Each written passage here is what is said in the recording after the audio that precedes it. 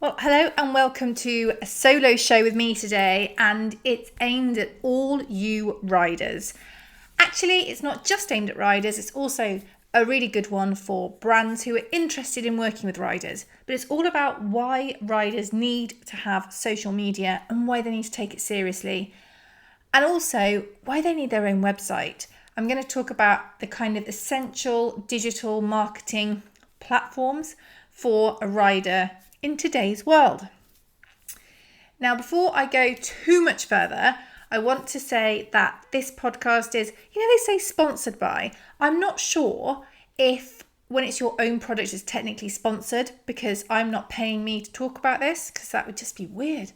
But it's in inverted commas sponsored by my new digital course called Social Supercharged Riders, easy for me to say, which is all about helping riders to promote themselves better on social media, to attract what they want from it. So whether that's brand ambassadorships, sponsorships, or even owners, supporters, and more of the above. So if you want more information about that, it'll be in the show notes, and it's also on my website under the Work With Me tab. It's called Social Supercharged Riders. So let's carry on. So the first thing I want to say is, my go-to is, well, all riders need social media. All riders need to have some form of website. And that, to me, is an absolutely essential if they want to gain any form of support. So by this I mean, if they want to have their horse and they want to ride their horse and they want to enjoy their horse and that's all they want to do, they don't need to do any of this. If they literally just want to enjoy their horse, ride their horse, compete their horse, train, whatever, you don't need any of this because you live your life how you like. However, if you want to gain any kind of brand ambassadorships, work with brands, collaborate, have opportunities presented to you, you need to be on these platforms. So the thing is, you might be in the first camp but just want to document your journey, and that's completely fine too. But if you want to attract anything like I've mentioned, social media is a big thing for you, and to be honest, a website is as well. So I'm going to just touch on the website to start with, because obviously social media is much more my thing. But even if you just have a really basic WordPress free website, there is just a hub where people can find out more about you, who sponsors or works with you, your horses, anything that you sell or promote. So whether you give lessons, whether you ride other people's horses, whether you sell horses, it doesn't have to be something that you have to put hours and hours and hours and hours of work in each week or month. It can be something, in a perfect world, you'd be doing blogs, you'd be doing regular updates, you'd be doing lots of things like that. But I'm saying, if you don't have the bandwidth, love that phrase, for that at this time, don't think, I can't be doing with the website then. I would still urge you to have your own little space on the internet. I did a podcast last week actually with Rhea from Worcester Web Studio. And I would urge you to go and have a listen to that. He talks about free ways you can get websites, things like WordPress, and also ways you can have websites in your own domain name. So for example, mine is Rhea Freeman PR. And I own that, and my website obviously works with that. But the free ones are usually something like would be rheafreemanpr.wordpress.whatever. So if you have your own domain name, you can pay a little bit more and have it hosted. And he also talks about some really affordable hosting options on some of the big platforms. So you can either have it free and have .wordpress or .whatever. I keep talking about WordPress, that's just because I use WordPress, but I know of people who use other platforms very effectively. But even if you just have that with links to your social media, I would really urge you to consider that, because it's just good. It's your own shop window that you've got control over. So I'd urge you to have that. But now I'm going to move on to the ways that you promote yourself, because if your website is your shop window, you want to drive people to said shop window and you want to tell them about your shop window. And the great thing with social media is it allows us to get involved in these conversations, to reach out to people as much as them reaching out to us. And that's why it's really important. So You need it if you are looking to attract any kind of following, because nowadays all the brands I work with and advise and speak to, and I'll be honest, there's a lot of them, because obviously I have my clients and I have my masterminders and I have the smaller supercharge group that I watch carefully, and I work with a lot of people. Social is such a big deal. Social allows people to connect in ways they never have before, and if you want a brand to invest in you in any level, on any level, you've got to be out there promoting yourself and doing something about it. And the easiest way to do that is through social media. Now, there's loads of different channels available, and I'd suggest you don't have to be on all of them, because that's like a full-time job. But pick a couple. Pick a couple that are going to work with the kind of content you want to create, what you want to do. And you might find that actually you can pick more than two. Again, it depends on what you want to do. So if you're really into vlogging, if you love video, if you love taking videos, you love editing them, then YouTube is a really obvious place to go. And obviously YouTube itself works as a standalone platform because it's basically a search engine. But you can also use that video content and put it onto Facebook in a native way. You can share the link onto Facebook. You could share the link onto Twitter. On Instagram, you could have it as an IGTV episode. You could just repurpose that same content. Or you could have a link in the bio to your YouTube channel, but you're still using it to promote what you're doing. So you could have like a main platform, and then you promote it through the others, promote your main content. Although I think don't underestimate the value of being native, because that's quite a big deal. But don't think, oh my God, I need to be on Twitter, Snapchat, Instagram, Facebook, YouTube, all the places, Pinterest, all the places, because you'll just burn yourself out. Maybe pick two. Pick one to start with, let's be honest, and really focus in on that. But a couple's quite good. And to be honest, most of the people that I work with, it's going to be Instagram and Facebook, because they're the biggest platforms. They're the most used platforms. Facebook has got over 2 billion monthly active users. Instagram's got over 1 billion monthly active users. And a lot of people use the platform daily. So you don't have to kill yourself doing this. But you can use these platforms to really help you. It can be to document your journey. Again, if you want to create content like videos that you carefully edit together and they are things of beauty, you go for it, and they're beautiful and they're great to watch. And if you enjoy it, please do it. Please do. Don't think, oh, I mustn't do it. But you can make huge ground by just documenting what you do with your horses, the products you use, the people you see, the places you go, the things you're working on. You can make massive gains by just sharing this with people. One of the things I discuss in the course actually is behind the scenes and the value of it. And I have to say, this is just such an underused area. If I was advising a business, I always say, look behind the scenes. What goes on behind the scenes? Talk about your members of staff. Talk about the products that you are making, the packaging, the way you send things out, the workshop, the shop floor, the members of your team, all the stuff that is unique to you, because how cool is that? We can all see the perfectly polished photos. We can all see the, we can't all see the trade stands. That's an amazing behind the scene things as well. But, we can all see these perfectly polished photographs. What we can't all see is what goes into making the stuff that's in these photographs. And that is something incredible. Flip that to riders and the same applies.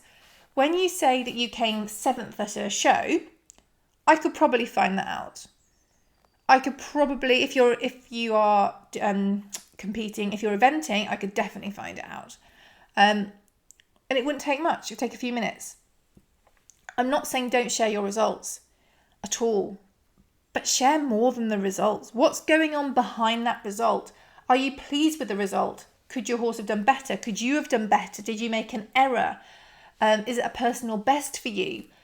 Did you think the course was tricky? Did you think the arena had a scary flower box? Did your horse spook all the way in and then was an angel? Tell us what is going on. This is just competitions I'm talking about now. But tell us the emotions, the feelings, the thoughts connected with competing, don't just tell us the end result, because we can find that out. We can find the end result out pretty easily. I'm getting overexcited now. And that's just at a show. And that's not actually just at a show, that's just the result of the show. You can talk about the phases that you go through, so the preparation to get there. If you're eventing, or show jumping, walking the course. If you're doing dressage, kind of your arena familiarization and how you feel that's going to play out and how the arenas are laid out and, all the things that are going through your mind. That's brilliant behind the scenes stuff. That's really great insight into what makes you tick. And actually, these are the things that are likely to attract brands to you, because you're not just saying, yeah, came 7th, it was great. Yeah, came 1st, it was great.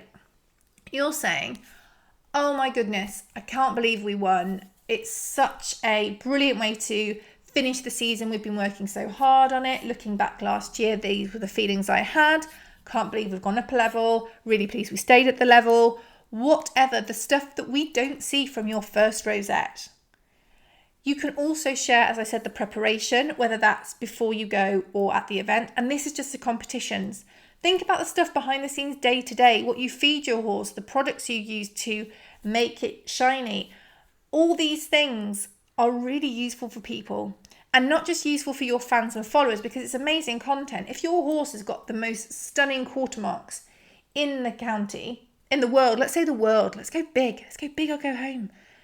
The most stunning quarter marks, and you've got some really nifty little trick that makes them stay or makes them pop a bit more, and you share that, how great is that for your fans and followers? Because really your fans and followers are following you to keep with your journey, to find out about your horse, because they've got an interest in you as a person. And if you start sharing these little golden nuggets along the way, it's really good. People try them, they take pictures, they tag you when they try it, and you start to spread and grow your following.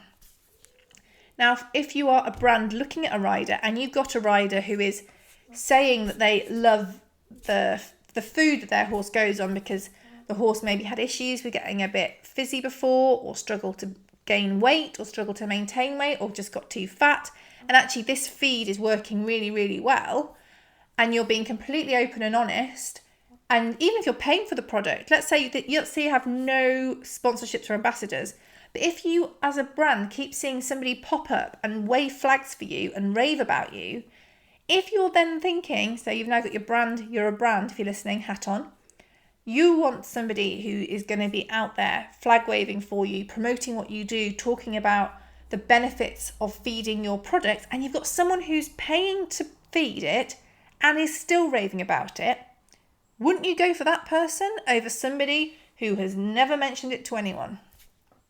I would. Because to me, that person is already on board. And it might mean with feed that you get a gift voucher as a thank you. For example, it might not mean like a full sponsorship, but it might mean that you get a thank you, or you get acknowledged, or you get shared on their feed. Isn't that really positive? And you're already doing it. And not only are you already doing it, you're just documenting it. And that is what you're sharing with people. If you have got some amazing brushing boots that are just the absolute bee's knees, and you bought them for a very specific reason, because your horse brushes and normally they just shred straight through the stripe pads, and you are saying, well, actually I've had these for like a month now and they're doing really, really well, look how good they are, and you take some really nice pictures and you talk about that through your social and you tag the brand. If the brand has got any idea on social, they'll be watching that and they'll be aware of it and they'll be seeing what you're doing. And again, even if that's a case of them dropping you a message and saying, oh, we love your pictures, do you mind if we share them? Brilliant way to start any kind of relationship, and the best way to start, in my opinion. But who knows what that could lead to? I'm not saying you should only do these things for the end goal, because if you've got your fans and followers who are looking at what you're doing and you've got a product that's genuinely changing the game for you, tell them. Why wouldn't you tell them? The only reason you wouldn't tell them, I guess, is if you are sponsored by a competitor. But then in that case, you need to really think about whether or not that sponsor aligns with you. But if you've got a product that you love, that has saved you money, that has changed something for you, that has changed something for your horse, why wouldn't you share that? And you can share the journey. You can say to people, actually, I bought these, they're more than I normally would spend, but I'm getting through a cheap variation of this every couple of weeks. And I thought, let's try something more expensive and hope it lasts. And it has. I wouldn't be too, I suppose the other side of this is when stuff doesn't work and stuff isn't good. And I have to say, I'd always be quite careful with oversharing this. I'm not saying lie, never lie. That's not good. We are all about authenticity and being genuine. But you'd be much better if you have a product that you tried and didn't like, or you bought and didn't like.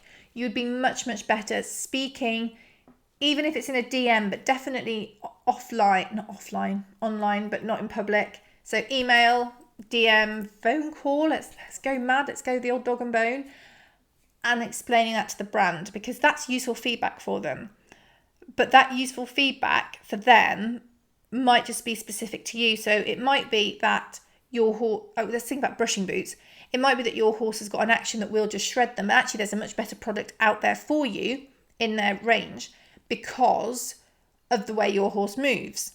So maybe having I don't know what it is PU? It's like some plastic strike pad, for example, that they can just shred. Maybe you need something integrated. So through giving the feedback, you might learn something. You might learn a better product for you. Or it might be that you've got a faulty product. Or it might be that the product is rubbish and you won't buy it again. But that is not necessarily useful for you to give that feedback on unless you have been saying these are the best things since sliced bread. You do need to be genuine, authentic and honest. But if you are looking to help support small businesses, to help build your own brand, you don't do that by being foul about things. Because I think we can all say that we've had products that haven't worked out how we expected. And sometimes it might be that we've got a faulty batch. I'm sure there was a product not all that long ago I bought from just trying to think. It was I think it was a jacket from a high street brand. It was quite a while ago, like a blazer. And I realised that some of the stitching hadn't caught, obviously, when I got home. I took it back and they swapped it. So that, obviously, it's not ideal because the product isn't doing what it should do, but it's clearly an oversight. And actually, the customer service was brilliant. So I might talk about the customer service, but I wouldn't say, oh, because the product was rubbish, because the product wasn't rubbish. Do you know what I mean? There is a difference there. So I wouldn't ever slate people on social, but I think allowing people to follow your journey and you to talk about the benefits and positives is a really, really good thing. That is more likely to attract brands to you. Because if you are using and loving their products, to me, that is one of the keys. If I had £1 for every time on one of the accounts I admin, I see a message, and sometimes they're incredible, like, will you sponsor me? I love those when that's the full message from someone who has never tagged you, never commented any of your content. Sometimes they don't even follow you. That's a really great one. Will you sponsor me? Well, that would be a no. But if I'm contacted by somebody who's saying, I love your product, I love your brand, I use a product all the time, this is a specific model I have, I've had it for this long, and it's actually giving me that information, I'll do my best to help. I might not be able, I think in today's world, full sponsorships are much rarer, but brands do want to support people that support them. So even if it's a free product, a gift voucher, something like that, or even just that's amazing, thank you so much, when we're next looking to do something, you're top of the list. How great is that? But the people that I am willing to do that for and that my brands are willing to do that for are people who have already put in the groundwork. People who have already been actually showing that they use the product, that they love the product. They're the people that I want on any kind of team, any brand ambassador team, because they're already doing the work. So as a brand, you don't have to think, oh God, I'm going to have to make sure they do the content. Oh, I'm going to give them this product, this thing, and I'm going to have to chase. Or, even worse, I've no idea. I've no idea if they use it. I don't even know if they're going to do what they say because I've got no evidence. I've got nothing to say that they do tag brands, that they do show behind the scenes, that they do what they're promising. So you need to put in the groundwork. And the groundwork is using your social well. So yeah, the ones that say, will you sponsor me? Often not a please or a thank you. Manners, people, manners annoy the heck out of me because it's just annoying. So annoying. But using what you have and documenting it is the way you're going to get what you want if you want to work with brands. So yeah, brand ambassadorships are something that is quite common, want of a better word. Sponsorships in some degree. But again, if you're looking to work with brands, you need to be doing this. And also, please be really aware that you can only work with so many brands. So if you're doing all this content, you're putting all this social media out, you're putting all the tags out, and someone approaches you from a brand you have never heard of before but wants to work with you, I'm not saying don't do it. I'm saying if I were you, I would ask to test a sample of the product first and see if it's going to work with you. See if you're happy to swap something that you've used and loved for years for it. Don't just go, oh yeah, free stuff, I'll have that. It's just not authentic or genuine. Just think hard about that. Another thing that, I've gone off on a tangent there, sorry about that.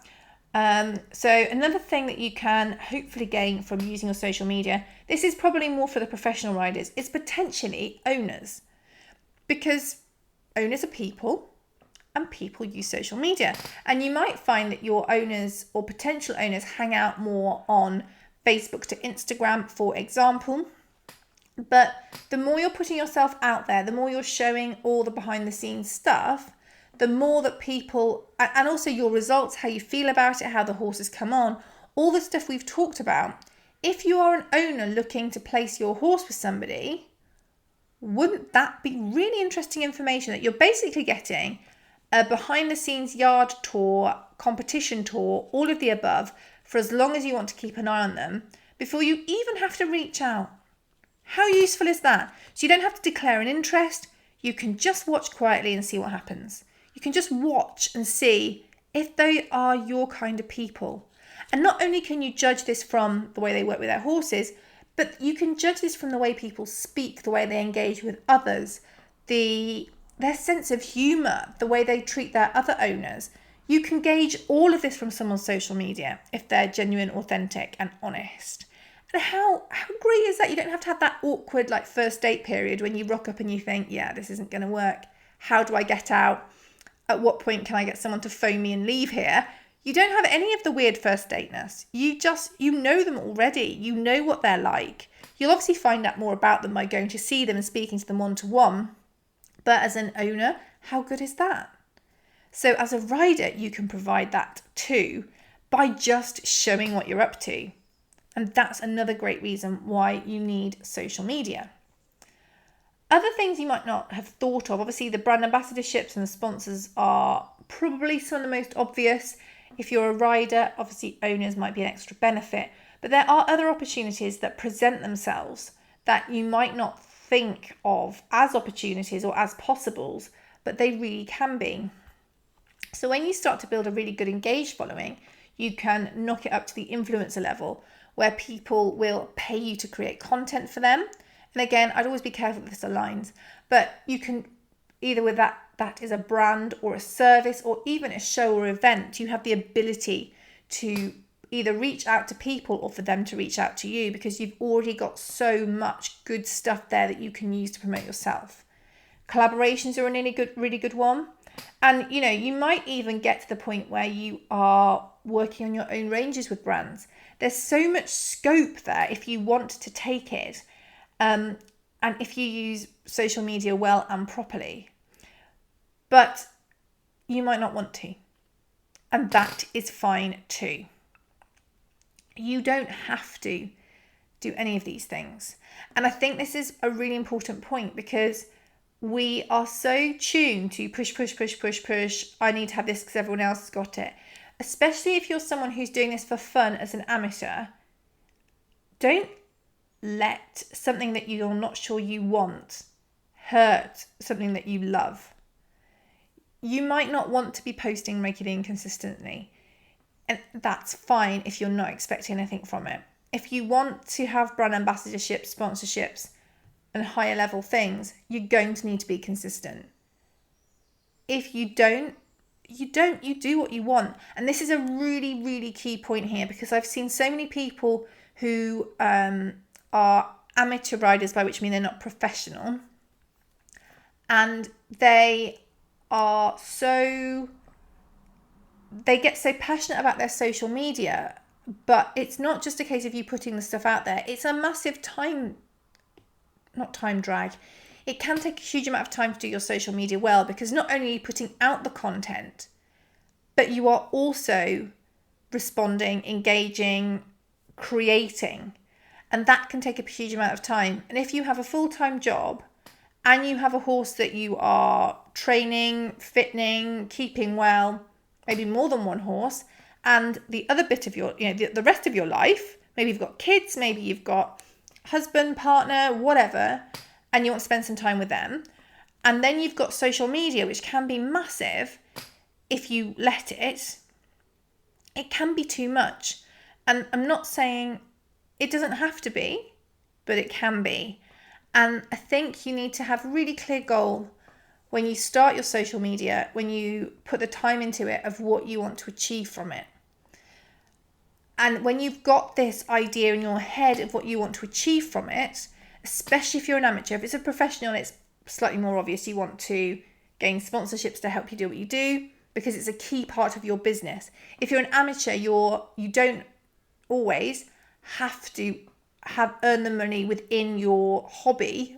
Basically, if you're an amateur, you don't have to make the money within your hobby because you have a full-time job that funds your hobby. If you're a professional rider, your full-time job is riding, and therefore looking at revenue sources to fund that, and whether that's kit or product that you don't have to buy, is obviously a serious consideration. And if you want to nail that as a rider, a professional rider, you do need to look at your social media as a key part of your marketing. And I really believe that so passionately. If you are an amateur, that you want to get brand ambassadorships, sponsorships, opportunities, and you want to grow your following, you want to grow your influence and grow your accounts. So maybe you can do more as an influencer. Maybe you can knock down your full-time job to part-time and create other revenue opportunities from that. Then yeah, you need to take it seriously. And you need to take it probably as seriously as a professional rider, because you've got more ground to make up. But if you just want to enjoy your horse and you aren't looking for any kind of revenue, product, kit to come from your social, then do what you like. Absolutely do what you like. And that's completely fine. More than fine. It's a good idea. It's a healthy idea. So yeah, that's why I think riders need social media, and also a few really good ideas of how you can use it and how it can not take over your life. If you've listened to this episode and liked it, which I'm kind of hoping you have, please take a screenshot, share it on your Instagram stories, and tag me at Rhea Freeman PR. I'd love to see where you're listening, what you're listening, if you liked it, what your key takeaway is. Any of those bits would be so useful. I'd love to know all of that. And I hope that's really helped. As I mentioned at the start of the show, I have got a course all about this called Social Supercharged Riders, which is on my website, which then links through, or it'll be in the show notes too. So any more information about that, also feel free to DM me. I'm happy to answer any questions you've got. So thank you so much for listening to this episode all about why riders need to use social media. Or not. No, it is. It mainly is. And I hope we'll catch up next week too. Have a great week.